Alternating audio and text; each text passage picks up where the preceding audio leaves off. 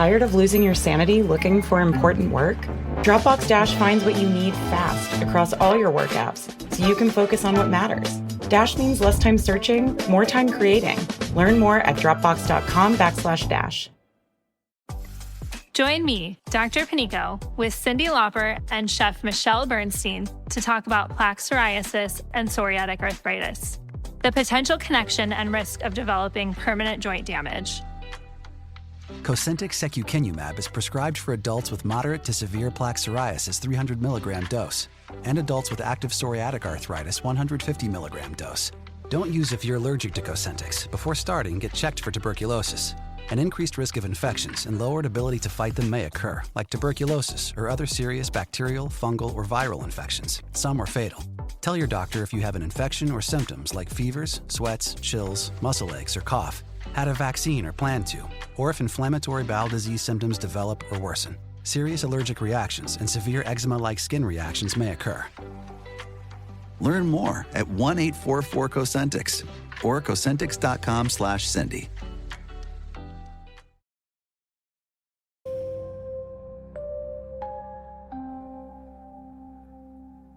The mysterious disappearance of a man, a series of strange events that have no logical explanation. That makes us question whether we are really not alone in the universe.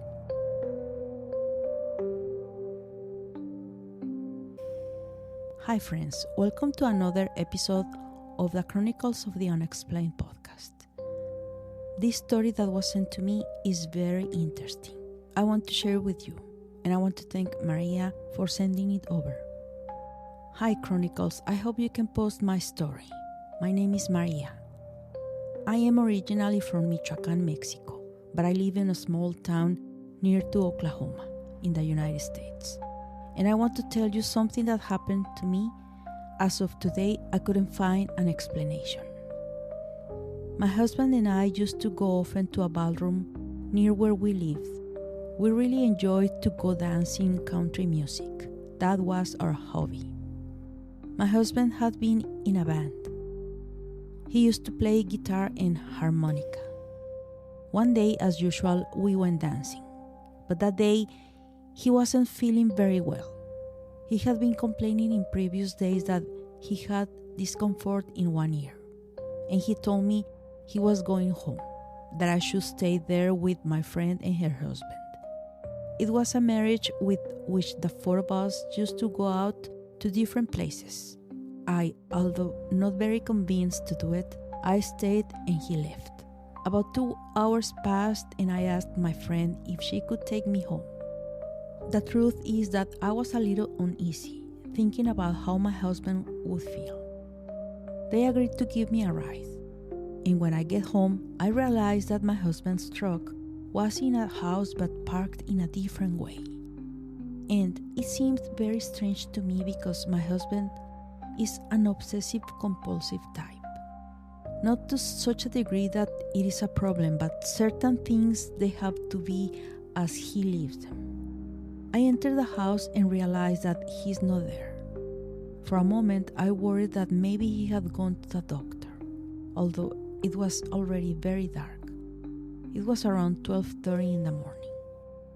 I went and checked to see if he had left me a written message or something, since at that time there were no cell phones.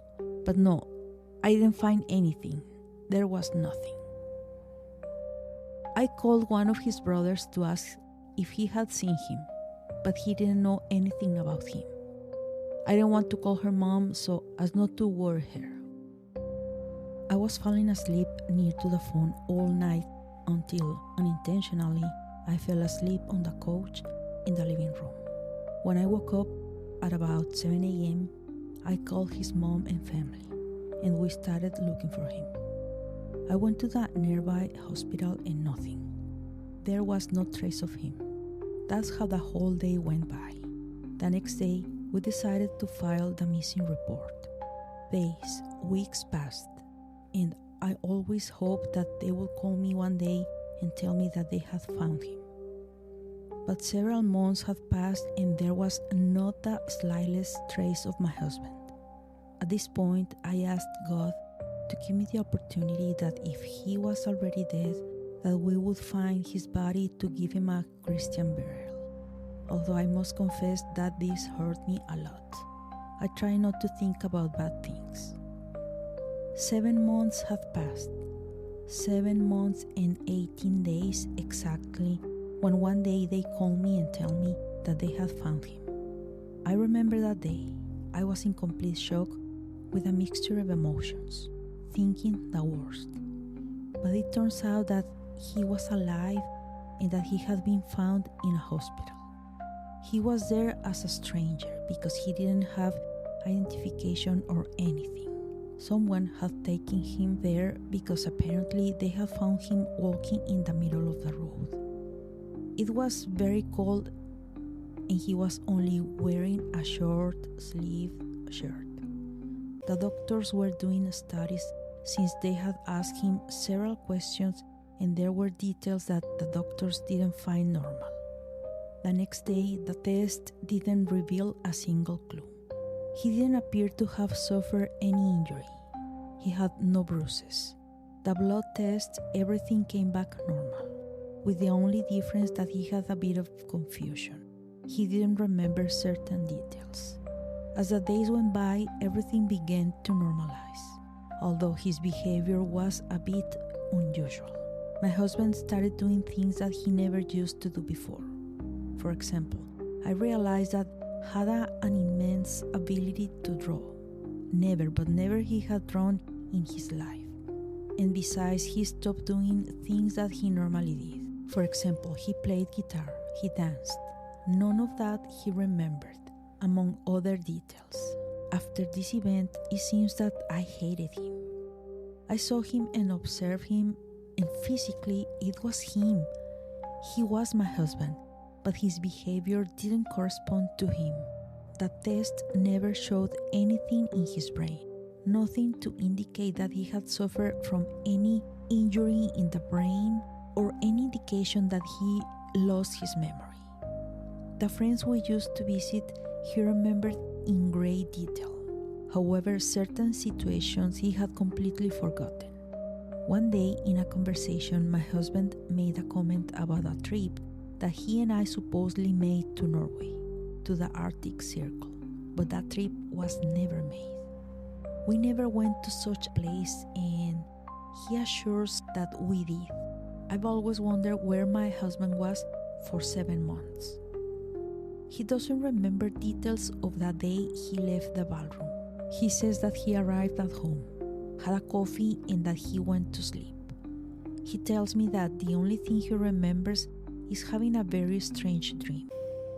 In that dream, he says that he remembers seeing a very intense light in the bedroom that for him was very confusing. However, he remembers very well that the light was so intense that didn't let him see well. It dazzled him. Suddenly he says that he saw himself walking on the road, just like when they found him.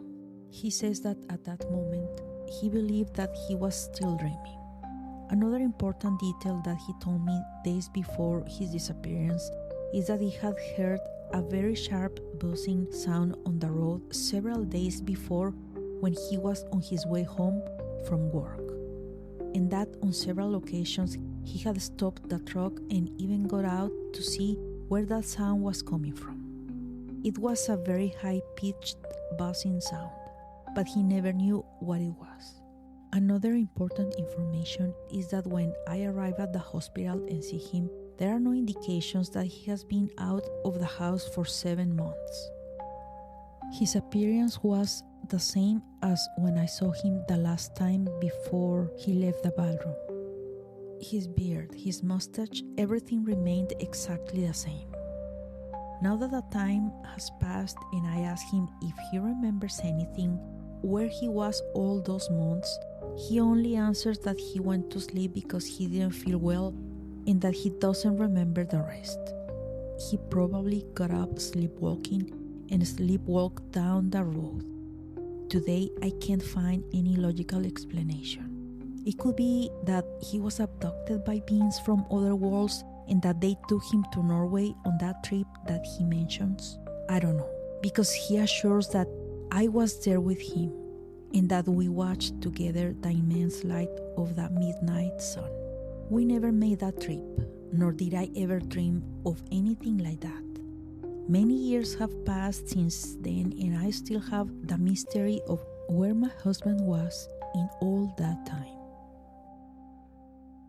If you like the episode, please share it with someone you know loves paranormal or unexplained stories. Follow me on different podcast platforms to receive notifications whenever a new episode comes out. Follow me on social media where I share previews of new episodes before they are published. Instagram, TikTok, and YouTube as unexplained.enigma. Facebook, Chronicles of the Unexplained. Thanks for listening, and see you all in the next unexplained story.